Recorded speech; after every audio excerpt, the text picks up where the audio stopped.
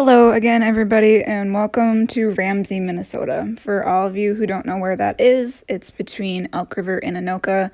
For those who still don't know, just Google where was Prince autopsied and a map will come up. Just a little heads up, this is my favorite stand in the entire world. I've actually spent about 10 years of my life trying to figure out all the history of it, so it kind of has a special place in my heart.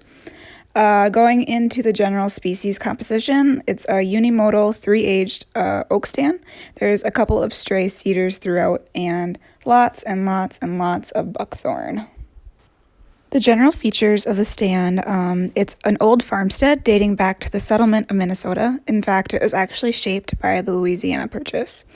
This stand has old growth, most likely dating back to the late 1800s, and secondary growth from the 30s, and the newest from the 80s.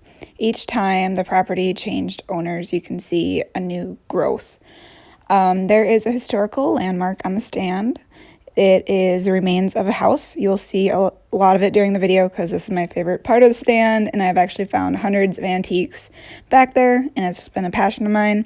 The stand is surrounded by farm fields and housing, but it has great road access. My management goal is to preserve the stand. If anything, I would convert it more to an oak savanna by removing the buckthorn. For measurements, I will measure trees per acre and inventory which trees are old growth and which are secondary and which are third, just so I can get an idea of the overall composition. I'll do this by sampling using fixed ratio plots with a plot size of 1/30th and use trees per acre as a sampling unit. From this data, I'll be able to tell how dense the stand is and see if any planting would be needed.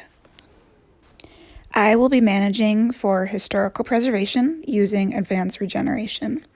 Since there are houses close by for tending, I would not recommend a prescribed burn.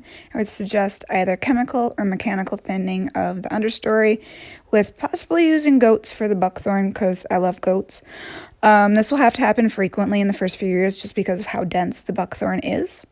And I would actually not recommend a harvest for this stand just because of how large the historical site is.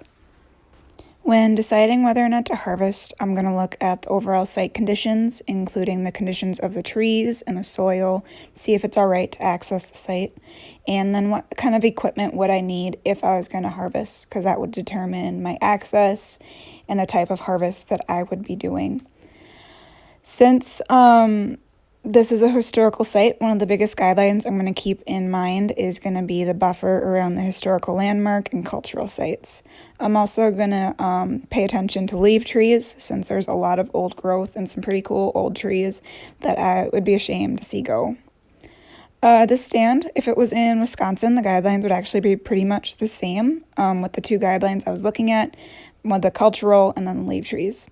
In Minnesota, I would leave 3 trees per acre, 120 feet apart, which is similar to Wisconsin, where you both get to choose either clumps, strips, or islands for leaf trees or scattered individuals. For my cultural area in Wisconsin, the management is really dependent upon if that area is high or low visible sensitivity. In my case, it's pretty low, so the guidelines would literally be proceed with management activities and avoid felling trees onto historical buildings, structures, or surfaces. And really the same for Minnesota, except for they press a little bit more importance on not getting near burial grounds. But again, just proceed with caution. So I have walked through how I identified the sites, my recommendations of how to tend it, given the inventory results, and overall I would recommend not harvesting at this time, only repeated inventory to track how the trees are growing, and then some intermediate tending. Thank you for watching my video, and have a good day.